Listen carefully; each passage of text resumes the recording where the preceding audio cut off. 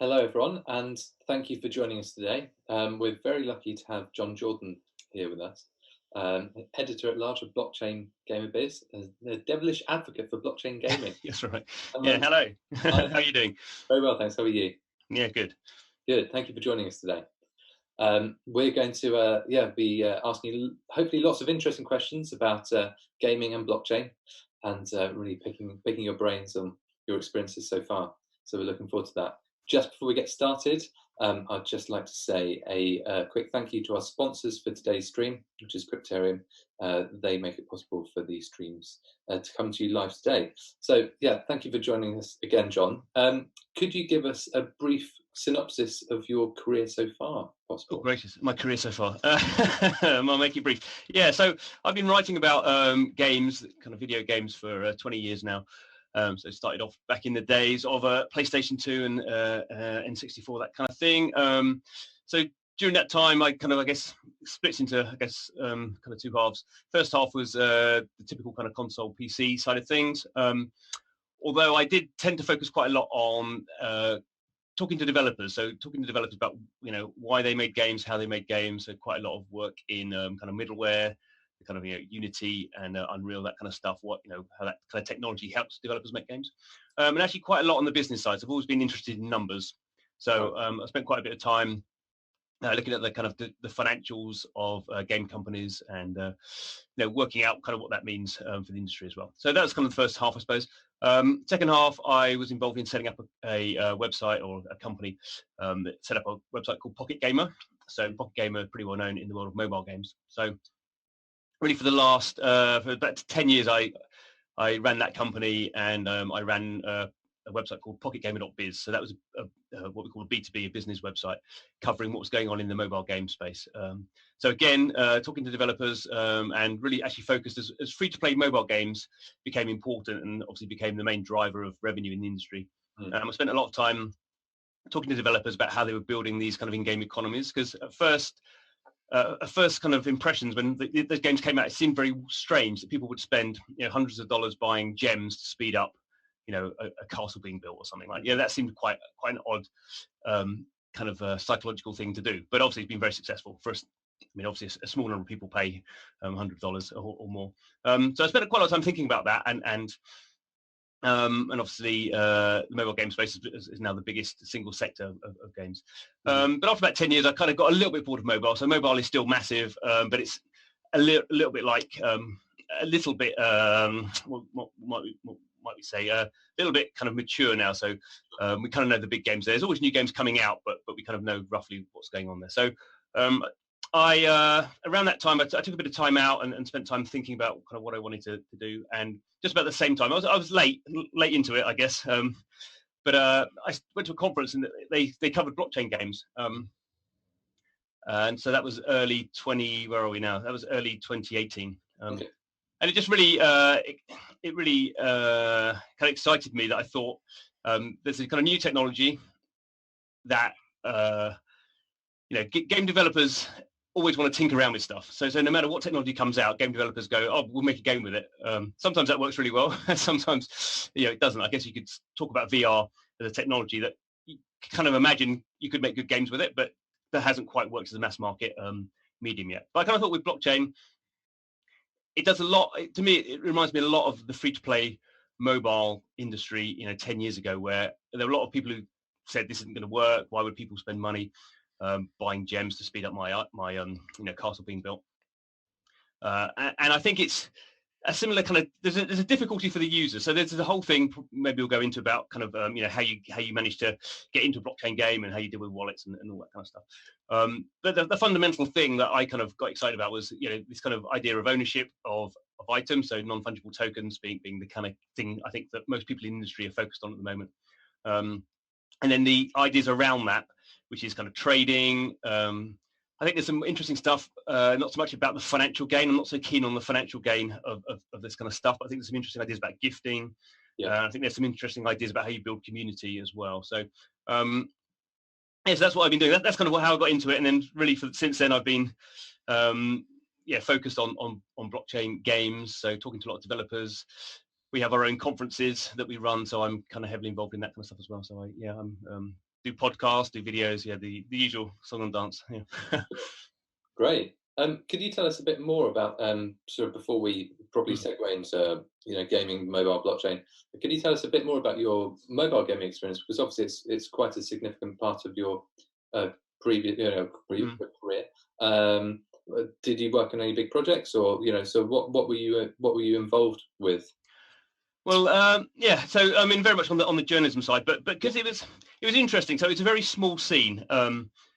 Obviously, as all kind of industries are when they start out, it's only really the real enthusiasts who kind of get into it, and a lot of people, even I mean, even when mobile games came out, when we first started covering mobile games, it was before the iPhone. Right. Before the App Store, so this is back in the days of probably people don't remember anymore. You had things called Java games. Yeah. In the States, you had Brew. So those were kind of effectively they were like little kind of mobile clients in a sense, like a PC client would be, and you were downloading this little bit of code to your phone. Obviously, phones then weren't touchscreen; they were had the typical kind of keypad. So those games were pretty limited in what you could do. But there was there were people doing interesting stuff, and then looking back, obviously the iPhone came along, and there had been touchscreen stuff before, but it hadn't really kind of captured the imagination. And the combination of touchscreens and app stores, so basically you have seamless distribution. Obviously, Apple were clever that they had a lot of people already signed up with credit cards because of iTunes, so you immediately had a audience who could just buy things quickly. So it was kind of funny. So I know it's 10 years now since Angry Birds came out, but we used to know. I knew the Rovio guys quite well when Angry Birds came out.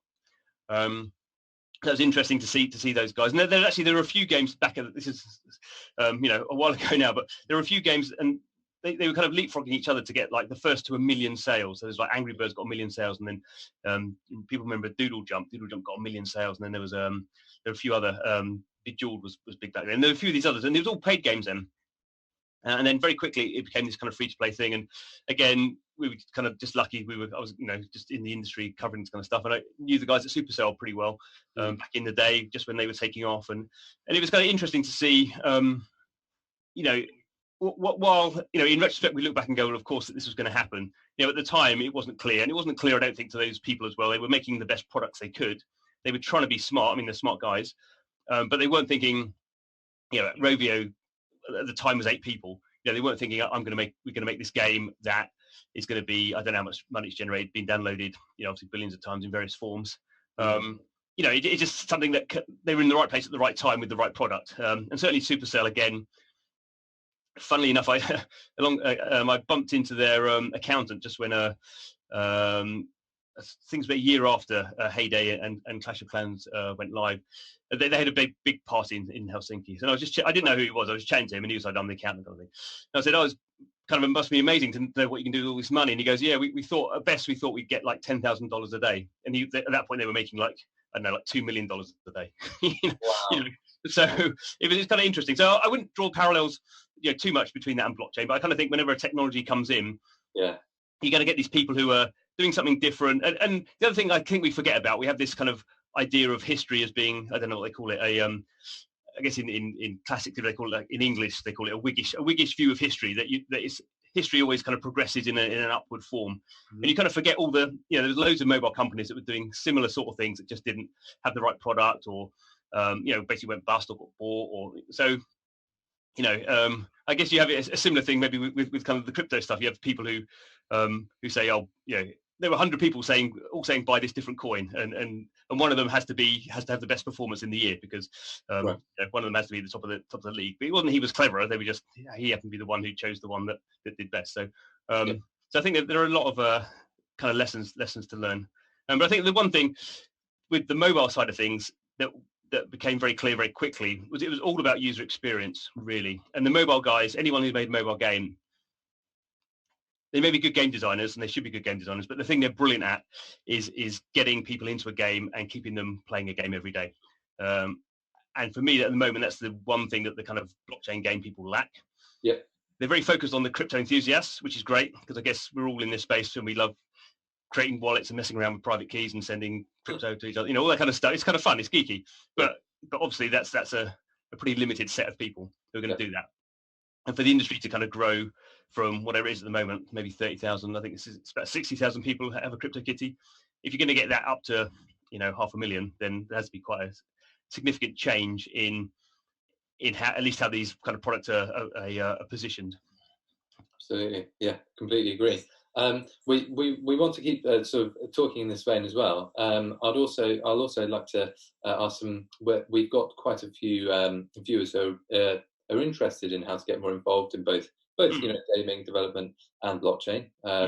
So it would be great to kind of hear your thoughts on how people can maybe get either started or perhaps pivot. So we'll see what we can come up with there. It sounds like, though, that with the evolution of gaming, that we almost have this mobile gaming, that we almost have this perfect medium of accessibility. And as you were saying, at the moment, it's quite a niche group of people, perhaps experimenting with tokens, speculating a bit, but really, use cases beyond that are quite limited. How close do you think we are to seeing the next I don't but the next Angry Birds successful team being like, actually no, that's the cryptocurrency or blockchain for us, this is the perfect non-fungible token? How close do you think we are to that? where I put my foot in it. I mean, I think it's one of these things that is almost impossible to say ahead of time, because it's all about the product, really. It's all about kind of something that, I mean, what mobile was very good at was kind of virality. So when something kind of got big, then everyone was going, "Oh, have you seen this? Have you seen this?" So I think there's a before we get to that stage with blockchain games, there's a few maybe technological pieces that need to be refined or put in place. So at the moment, most of the, I don't know. Well, I guess where we are at the moment, the majority of stuff is kind of a web-based kind of DApp.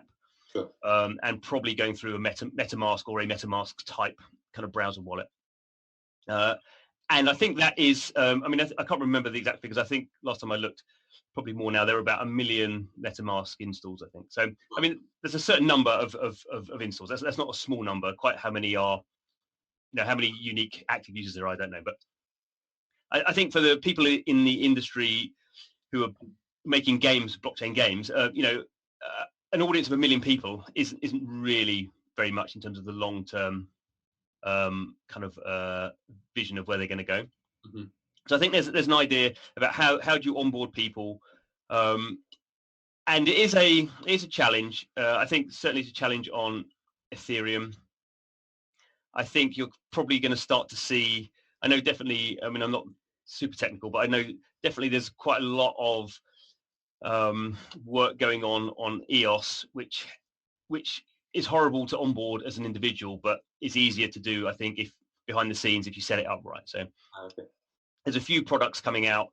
And we should point out some of these are blockchain games, and some of them, there's this kind of not an argument, but there's a good distinction. There's blockchain games where a significant element of the game is running on a blockchain for some reason, and then there's games using blockchain, which sounds like a bit just terminology, but you could say, I mean, a game where the gameplay doesn't happen on a blockchain at all, but just the item ownership is held on a blockchain. So that obviously makes things much easier. So I think that there's those kind of onboarding things, and for me, the kind of industry is interesting that it's moving in. I think there's two separate kind of progression strands we might see. So there's a lot of stuff going on mobile, so that's interesting. Because mobile is a lot of people, 2 billion, 3 billion people playing mobile games. The issue there is how you deal with the app stores. So Apple and Google are obviously very, well, Apple more so, but even Google are fairly careful about what goes on their stores, certainly when it comes to monetization. So the idea, you can launch a game that has no internal monetization, that Apple or Google get their 30% cut off through the App Store, and you can just buy things on a exchange or through a web interface, and then bring that into a wallet. It's clearly not going to work. Right. So mobile has the accessibility in the audience, but it has this at the moment this kind of like a artificial obstacle that is going to kind of cause some problems. But there's some interesting stuff going on there. So there's a game just coming into testing called Reality Clash, which is like I mean, it's a very complicated game. It's a location-based VR first-person shooter. So there's kind of a lot going on there. they have this thing where you can buy guns on their on a web store, Armory, using you can use credit cards, but they have their own ERC20 token. You can buy them with as well, and then you can import them into the game. But in order to do that, you have to do an in-app purchase in the game. So you're kind of paying for it twice in a weird way, but they feel like they have to do that so Apple and Google get their cut.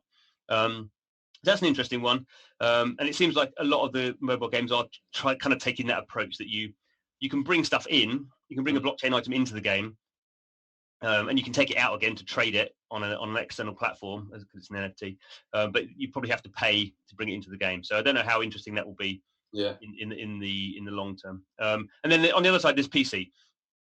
So there's a lot of stuff going on with PC clients. And obviously just download the PC client on your PC and just kind of play away, and that's a much more open experience. And that there's no restrictions in terms of what you're doing with blockchain items or anything like that. But then there's also a level of I guess a level of some sort of level of technical ability that the person needs to know about.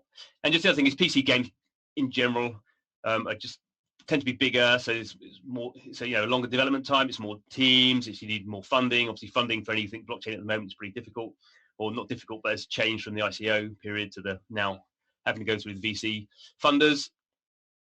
So in this situation there's two quite distinct types of products emerging.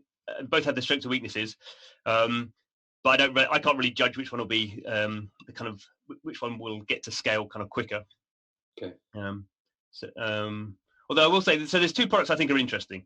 So I mentioned Reality Clash, and there's two others actually. So there's one called MLB Crypto Baseball. So it's Major League. It's got the license from the Major League Baseball Association in America, and it's kind of a cross between like a CryptoKitties collectible, but also like a fantasy sport game. So at the start of the season, I think the season starts in March. Is that right? I think it's March, end of March, early April, I think, in the States. And you basically you have a card, and then you buy the real life characters. So it's the proper players.